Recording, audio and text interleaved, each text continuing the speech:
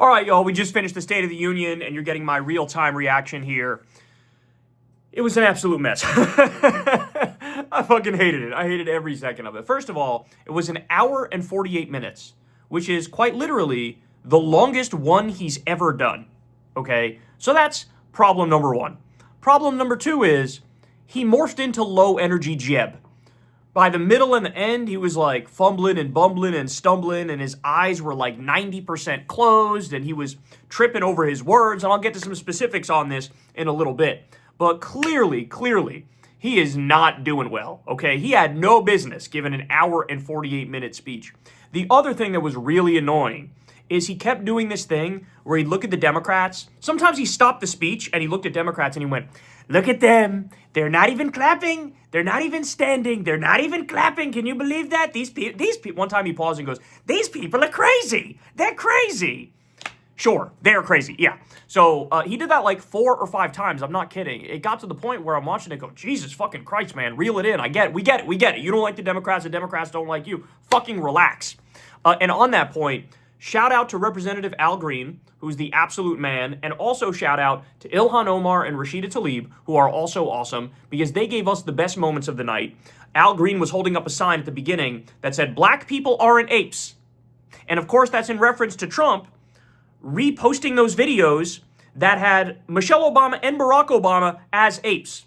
So Al Green holds that up. One of the other Republicans snatched it from him on the way out and ripped up the sign.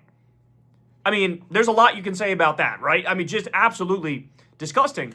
And Ilhan Omar and Rashida Tlaib, at one point, they started screaming at Trump. And I believe Ilhan was saying to him, "You killed Americans, which is absolutely true. Renee Nicole Good, Alex Preddy, ICE murdering innocent people. They screamed that to him. And he was shaking his head like, "You're a disgrace. You're a disgrace." So that was probably, honestly, the best moments of the night where the Democrats stood up and resisted and fought back. There was another point where one of them screamed, "You lie." They screamed, "You're lying," at Trump when Trump repeated that, "I stopped 8 wars. That's what I did. I stopped 8 wars. And then I think Democrats didn't clap. And he goes, "Why didn't you clap?" And somebody goes, "You're lying. That's why we're not clapping. You're fucking making it up. Like, that's why we're not clapping, because you're a fucking bullshitter." So those were some of the spicier moments. At the beginning, the Republican politicians were like falling all over themselves to take selfies with Trump. To me, that it looked so unserious. It looked so stupid.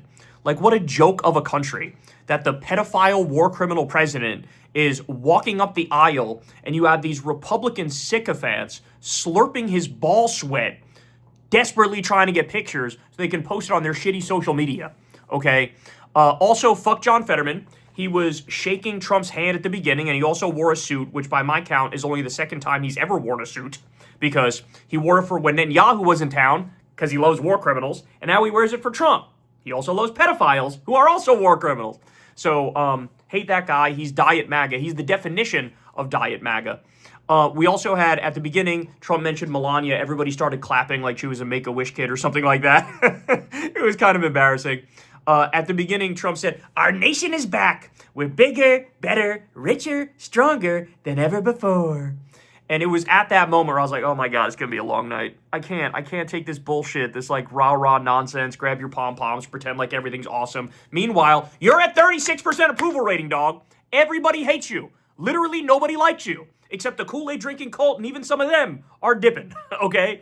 So I knew it was going to be a long night when I heard that. Trump bemoaned at one point that he inherited a bunch of wars from Joe Biden. Apparently he hated that so much that he started a bunch of new wars on top of those wars. So, ain't that something?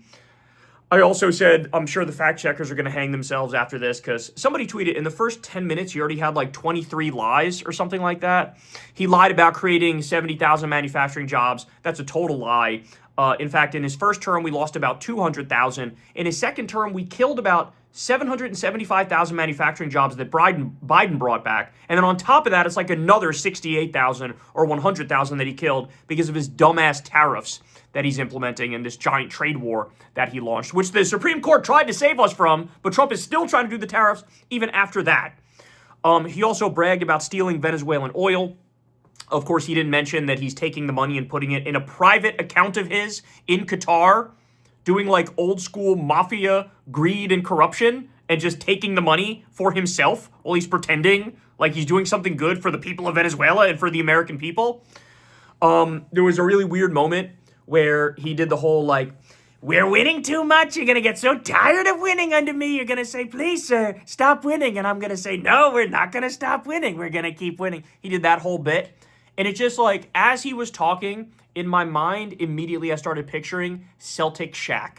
I mean, he is so washed. The bit is so old and so stale and so tired. It's not fucking cute. It's not funny. And he used that to segue into showing the men's hockey team, the USA men's hockey team, which, by the way, fuck those guys, okay? I'll say it. I know a lot of you, oh, they won the gold medal for you. I don't give a fuck. Fuck those guys. They decided to hang out with the pedophile war criminal, so they're going to get some smoke, all right? There were, I thought it was only one hockey team player that didn't show up. It actually was like 4 or 5. So shout out to those 4 or 5 that didn't go, and shout out to the women's team, who I think rejected the invitation. Let me know if that's true, guys, in the comment section below. We also had Trump continuously bragging about his billionaire tax cuts, even at this late date, lying about what was in his tax cut bill, pretending like, oh, this is great for the working class, and bragging about the billionaire tax cuts. That was one of the ones where when he said it, the Democrats didn't clap. And Trump goes, why aren't you clapping? I don't understand. Why aren't you? Oh, I don't know, maybe because your tax cuts are for the fucking Epstein class, you asshole. Jesus Christ. He also this was weird, he did this rant against economists where he called them out over being against tariffs, and then he parlayed that into repeatedly calling out the Supreme Court to their face and whining over his recent loss on the tariffs case. And that reminded me, I had flashbacks to Obama mildly disagreeing with the Supreme Court, and then that became like a big scandal at the time. Ooh, should you say anything that even slightly disagrees with the Supreme Court in your State of the Union address? And here's Trump, who took it like 10 times further. It was like, they did a horrible decision, a stupid decision. And they're all sitting there like not knowing what to do. So classic Trump, always taking it above and beyond. At some point, the speech just became like an unhinged rally speech that was packed full of lies. At one point, he said, quote, this should be my 3rd term. And that's after lying about lowering prescription drug prices. The Democrats did that, and Biden did that. He took credit for it and then said, this should be my 3rd term. He also plugged Trump RX, which is a total scam. If you don't know the specifics of that, do yourself a favor, and you can check out the video that we did on that. There was another point where he said that he's going to protect Medicare, Medicaid, and Social Security. And this is literally after kicking 18 million people off of Medicaid. It is so disgusting how much he lies. This post-truth, post-facts world is insufferable. And Republicans clapped for his brazen lie. And then, by the way, Trump pointed at Democrats and said, they're not going to protect Medicare, Medicaid, and Social Security. I will. You already didn't. You already cut. Oh, my God, I can't with these people. At one point, he decided to turn the speech into a Klan speech, and he started going after Somali fraud. And this is after he pardoned at least 45 white-collar criminals, many of them fraudsters. So as he's pardoning the worst fraudsters in the country, he's lying about Somali fraud and acting like that's a bigger thing than it really is. Because this is what they do. It's demagoguery is what it is. We also had, I tweeted at one point, the guy currently building 23 concentration camps and ripping up the Constitution to detain brown people and dissidents is still demagoguing about open borders, despite the fact that Biden deported more people than he did. They go back to that well all the time. Open borders, open borders, open borders. Biden deported like double the number of people he did. It's just a lie, and it's this zombie lie that has taken hold, where I even see some Democrats play along with this and act like the border was actually open under Joe Biden, when it was no such thing, not at all. In fact, he kept a lot of the Trump policies in place far too long, which got him deserved criticism from his left. Again, shout out to Ilhan Omar and Rashida Tlaib. They were some of the bright spots of the night. Trump, in a very dystopian fashion, asked Congress to pass his election rigging bill, the SAVE Act. That was incredibly disturbing. Aaron Rupar tweeted this moment. Trump, who, of course, is profiting a gazillion dollars from his crypto scam and all the other scams that he's running, all the money he's making from foreign governments and foreign billionaires, Trump said at one point, quote, "Let's ensure that members of Congress cannot corruptly profit from using insider information." And then he says, "Did Nancy Pelosi stand up? I doubt it. Did Nancy Pelosi stand up?" Motherfucker, you've made billions of dollars while in the White House. You violate the Emoluments Clause literally on a daily basis, okay? And you're talking about Nancy Pelosi's corruption? Look, I've criticized the insider stock trading. I think it should be banned, of course. I'm against it when Democrats do it, of course. But you have to be fucking kidding me with this false equivalence bullshit. I'm sorry. The amount of corruption that, like, a Hunter Biden did versus the Trump family, it's not even close. Give me Burisma all day, every day over what the Trump crime family is doing right in front of our eyes. It's embarrassing that anybody would even dare try to do a false equivalence on this. Hunter Biden, like, sold some paintings and made like a couple $1,000. Meanwhile, you got the Trump kids who set up a literal club where you have to pay $500,000 to join, and the whole point is pay-to-play corruption. That Trump has a pay-to-play pardon scheme. You go to Mar-a-Lago and give him $1 million, he'll pardon whoever the fuck you want. This is how corrupt they are. They've destroyed our government. They've gone full oligarchy, full kleptocracy right in front of our eyes. Jesus Christ. Trump also said at one point, the only way the Democrats win is if they cheat. And what you need to understand is, this is yet another sign, he's going to try to steal the election. He's going to do it. Just wake up to that fact now, adjust to that reality now. Democrats need to plan because it is happening. It is going down. There's no way around it. When he says shit like that, you know he's going to start screaming and crying and bitching and moaning and saying it's fraudulent, as soon as Democrats are up in any of the midterm elections. We all know that's what's going to happen. Let's stop pretending like anything else is it's even possible for anything else to happen, okay? Trump also did this whole we defeated inflation. He lied about the gas price numbers, which everybody sort of pointed out immediately. And here's a little dose of reality for you. Elizabeth Warren posted this, that as Trump is saying inflation is defeated, coffee is up 18%, ground beef is up 17%, cereal is up 6%, bananas up 5%, fish up 5%, and cookies are up 5%. And that's just a handful of examples. While we're on the topic of hands, Trump's hand was literally like rotting away right in front of our eyes, okay? He caked on the makeup, and it was like this weird yellowy color, but I think the reason it was this weird like brownish yellow color is because the hand is so purple from the bruising that when you put the makeup on it, it becomes that. So they're still hiding from us. It's crazy nobody talks about this anymore, but they are clearly still hiding something major from us. What the fuck is he having injected in his hands every 2 or 3 weeks? Because he's having something injected. There's no way around. That's not from handshaking. That's not from like bumping into a table as they've lied to us and said. That is from an injection. What the fuck are you injecting into him? Because the concern is, it's this drug called Leqembi. Leqembi, for those of you who don't know, it treats the early stages of Alzheimer's. Trump's dad died at 86 with Alzheimer's, a severe case of Alzheimer's. Trump is 3 to 15 times more prone to get it because of his family history. Does he already have it? Does the president of the United States have Alzheimer's and they're fucking hiding it? It is very possible. It is very possible. I should also point out, somebody posted here, members of Congress are literally falling asleep as Trump slurs and rambles incoherently. And I think they show Tom Suozzi, who's falling asleep here, who's a Democrat. I was watching the ABC News live feed, and there was a different congressman who also was falling asleep, and they showed him on camera. So I already saw two firsthand myself. There's a lot of fucking people in that room.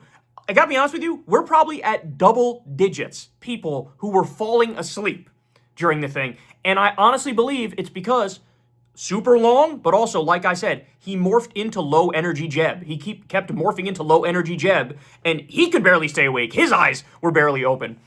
You also had Trump. There were like 3 different occasions where he starts going into excruciating detail about these gruesome crimes.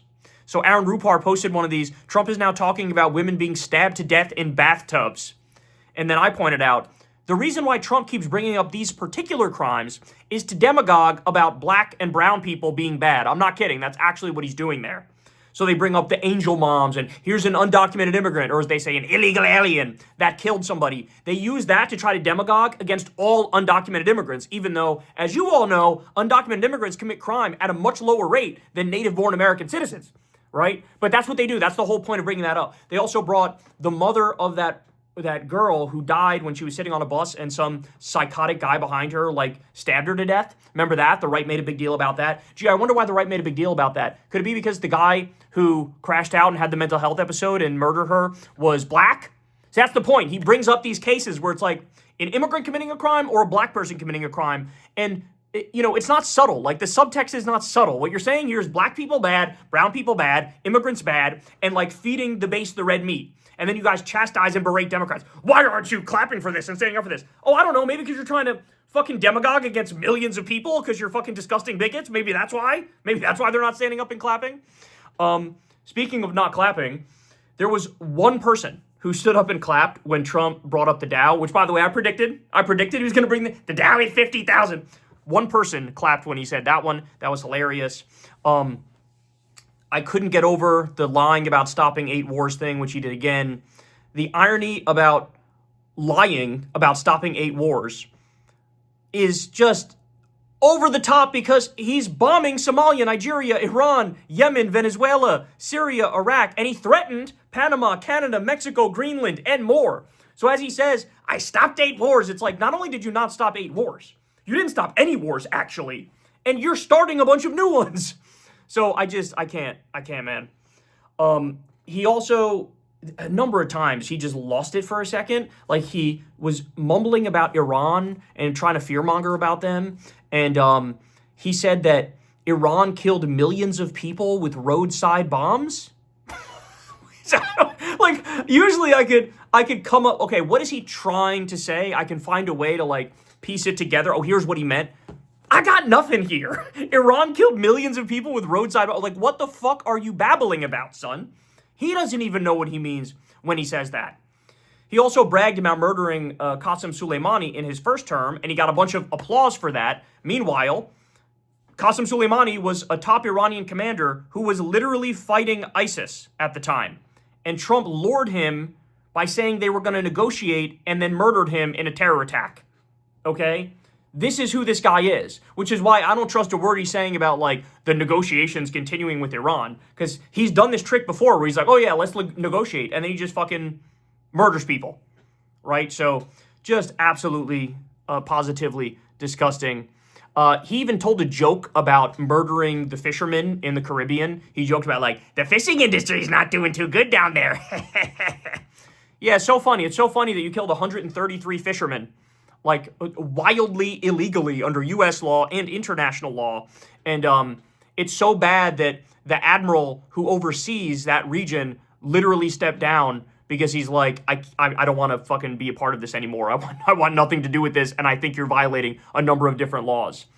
Aaron Rupar also said this moment stood out here where Trump's trying to tell a story. He says, quote, even as he was gushing blood, which was flowing back down the ILK helicopter lands at a steep angle, the machine gun stood right in front of him. It was right in front of him 2 machine gunners who escaped the wrath of the previous planes.